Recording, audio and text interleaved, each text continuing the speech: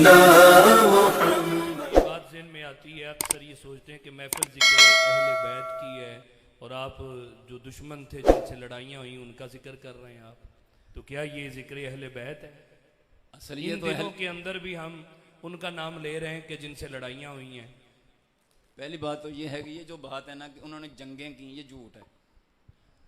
ایک جنگ ہے جس کا نام جنگ صفین ہے، جنگیں لڑائیاں سب جھوٹ ہے۔ اس جنگ کا فیصلہ مولا علی سے پوچھ لو، اس جنگ کا فیصلہ کس سے پوچھ لو۔ یہ الگ بات ہے، اہل سنت کا موقف واضح ہے، حق مولا علی کے ساتھ ہے۔ بولو بولو، حق ہے مولا علی کے ساتھ ہے۔ حضرت امیر معاویہ دیگر صاحب جو تھے ان کی اجتہادی خطا ہے، بات آپ سمجھے، مگر ان کی اجتہادی خطا ہمارے فرائض سے بڑھ کر ہے۔ سیدنا امیر معاویہ رضی اللہ عنہ کے بارے میں ہمیں کیا سوچنا چاہیے؟ مولا علی کی بارگاہ میں آ جاؤ۔ کسی نے اس جنگ کے بعد مولا علی سے پوچھا، سرکار آپ سے جنہوں نے بغاوت کی، لڑائی کی، کافر ہیں؟ فرمایا لا، نہیں۔ مشرک ہیں؟ فرمایا لا، نہیں۔ منافق ہیں؟ فرمایا لا، نہیں۔ سرکار کیا ہیں؟ فرمایا ہم المومنون حقا، وہ تو پکے ٹکے مومن ہیں۔ اخواننا ناج البلاغہ میں ہے میرے بھائی ہیں۔ تو جو مولا علی کے بھائیوں کے ساتھ ایسی بکواس کرے تو مولا علی کا وہ وفادار ہے؟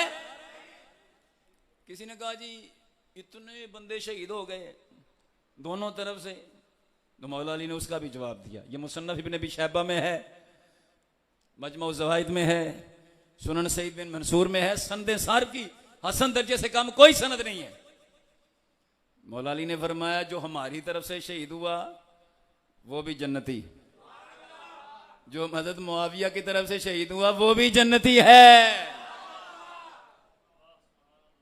اب مولا علی کا بھی فیصلہ جس کو قبول نہیں ہے تو وہ اپنا ٹھکانہ خود ہی سمجھ لے کہ اس کا ٹھکانہ کہاں ہے۔ ہم سنی خوش نصیب ہیں، الحمدللہ، ہم مولا علی کی ذات کو بھی مانتے ہیں، مولا علی کی بات کو بھی مانتے ہیں۔ واہ واہ، سبحان اللہ، ماشاءاللہ۔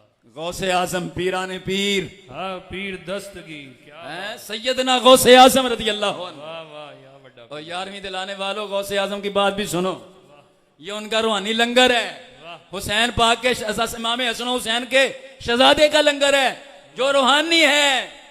غنیت الطالبین میں فرماتے ہیں صحابہ میں جو آپس میں مشاجرات ہوئے، آپس میں جو اختلافات ہوئے، ہمیں کیا کرنا ہے؟ غوث اعظم فرماتے ہیں اپنی زبانوں کو بند کرو، واہ، اپنی زبانوں کو کیا کرو؟